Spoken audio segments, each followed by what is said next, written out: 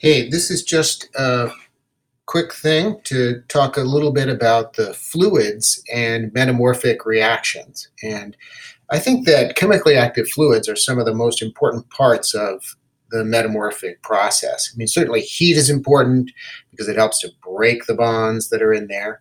And it's also important to have pressure. Pressure also makes a difference. But it's also really important to have chemically active fluids. Now, the most important fluid, number one fluid, is water. And that water often will be accompanied by a little bit of carbon dioxide, maybe. And then another thing you'll have in those is dissolved ions. So they'll be able to carry dissolved ions with them. And these are important for several reasons. One reason why fluids are important is because through fluids, you can change the bulk composition of the rock. And that means that if you don't have any fluids, you can't change the bulk composition of the rock. So if you have a rock, you are stuck with whatever elements are in that rock unless there's a pathway for them to get in or out of the rock. And fluids can carry elements into and out of the rock. So that's a way of changing the overall composition of the rock. And it's also important because water itself can participate in the process. So water can be a participant in the reaction. So some minerals that are metamorphic minerals can become hydrated. They can have water as a part of their structure. Most of the mica minerals have water as part of its structure. And water just also happens to be a catalyst. It helps these metamorphic reactions to go faster.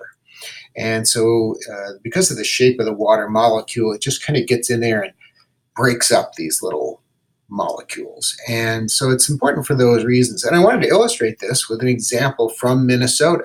So this is an outcrop that's near Jay Cooke State Park in northern Minnesota, northeastern Minnesota, just south of Duluth. And this is an outcrop that you've read about in the books. And you can see right here, this area, this is an area of quartz. So the rocks here are the Thompson Formation, which are metamorphosed shales and greywackies and siltstones. And they've been metamorphosed slates and meta-greywackies and meta-siltstones and such. But the interesting thing is you've got this quartz here. Now, where did this quartz come from? And if you look really close, you can see right in here that there are these veins of quartz and then this very big mass of quartz here. And this comes about because of fluids. Not these fluids. This is the river passing by.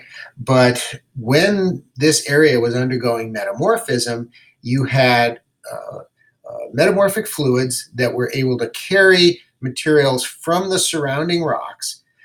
So these were components like silicon and oxygen, basically silica, quartz, that dissolved out of these rocks, and then they reprecipitated in this area, in these veins here.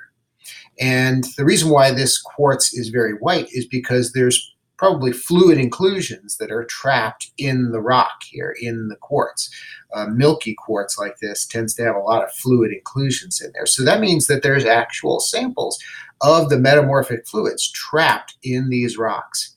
So this quartz originated out here in the surrounding areas, and during the metamorphism, it mobilized that silica and it moved into this area and then recrystallized or reprecipitated in these cracks in the rock. And these vertical cracks here are also an important structural feature here.